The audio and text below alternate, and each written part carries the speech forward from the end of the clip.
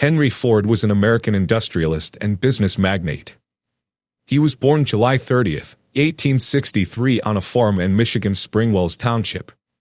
His father expected him to take over the family farm eventually, but he despised farm work. He later wrote, "I never had any particular love for the farm, it was the mother on the farm I loved." He left home at 16 to work in Detroit.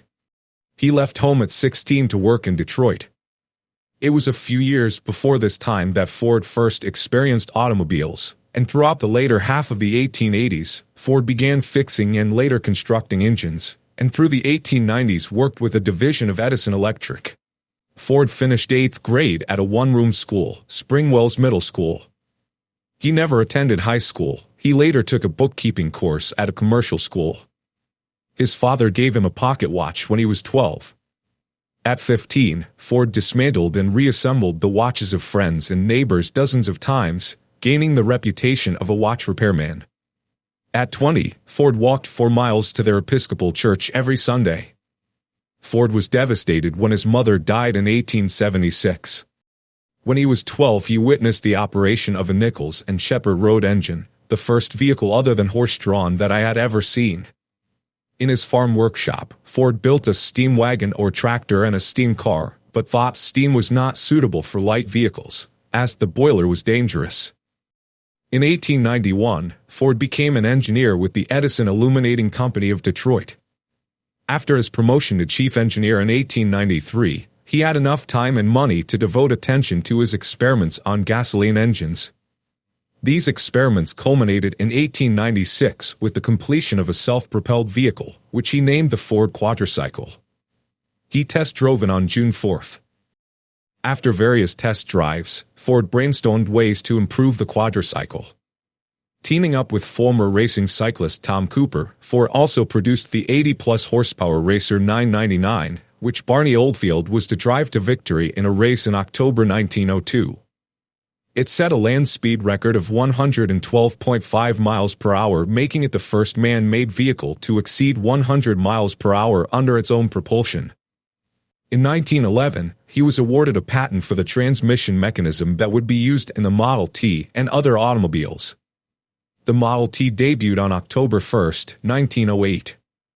It had the steering wheel on the left, which every other company soon copied. The entire engine and transmission were enclosed, the 4 cylinders were cast in a solid block, the suspension used 2 semi-elliptic springs. The car was very simple to drive, and easy and cheap to repair. It was so cheap at $825 in 1908, $26,870 today, with the price falling every year, that by the 1920s, a majority of American drivers had learned to drive on the Model T, despite the fact that drivers had to use 3-foot pedals.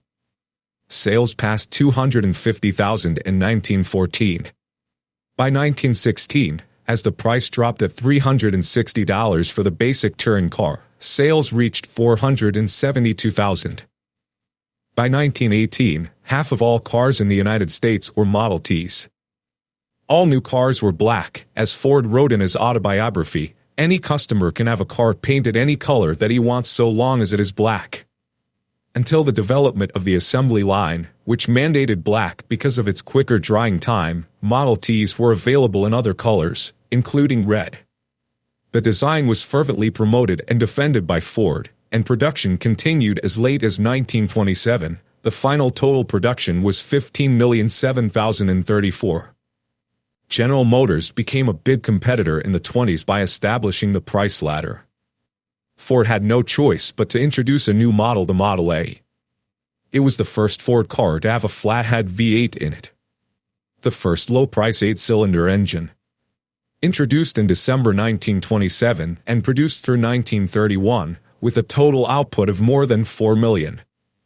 Ford did not believe in accountants. He amassed one of the world's largest fortunes without ever having his company audited under his administration. Without an accounting department, Ford had no way of knowing exactly how much money was being taken in and spent each month, and the company's bills and invoices were reportedly guessed at by weighing them on a scale. Not until 1956 would Ford be a publicly traded company. Ford was a pioneer of welfare capitalism. designed to improve the lot of his workers and especially to reduce the heavy turnover that had many departments hiring 300 men per year to fill 100 slots. Efficiency meant hiring and keeping the best workers. Ford astonished the world in 1914 by offering a $5 per day wage, $146 in 2022, which more than doubled the rate of most of his workers. In addition to raising his workers' wages, Ford also started a new 5-day reduced workweek in 1926. The decision was made in 1922, when Ford and Crowther described it as 6 8-hour days, giving a 48-hour week, but in 1926 it was announced as 5 8-hour days, giving a 40-hour week. The Ford Motor Company was the last Detroit automaker to recognize the UAW, despite pressure from the rest of the U.S. automotive industry and even the U.S. government. A sit-down strike by the UAW union in April 1941 closed the River Rouge plant. Sorensen recounted that a distraught Henry Ford was very close to breaking up the company rather than cooperate. Still, his wife Clara told him she would leave him if he destroyed the family business.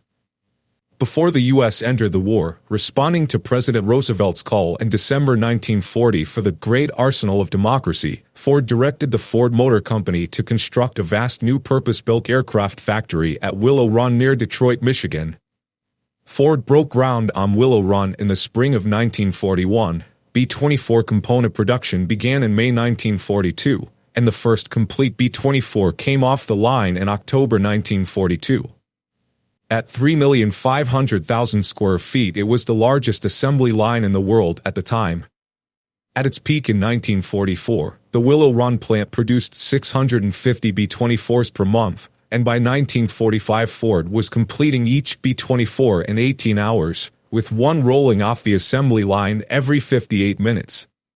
Ford produced 9,000 B-24s at Willow Run, half of the 18,000 total B-24s produced during the war. In the 1920s, Ford promoted anti-Semitism through his newspaper The Dearborn Independent and the book The International Jew. After his son Edsel died in 1943, Ford resumed control of the company but was too frail to make decisions and quickly came under the control of subordinates. He turned over the company to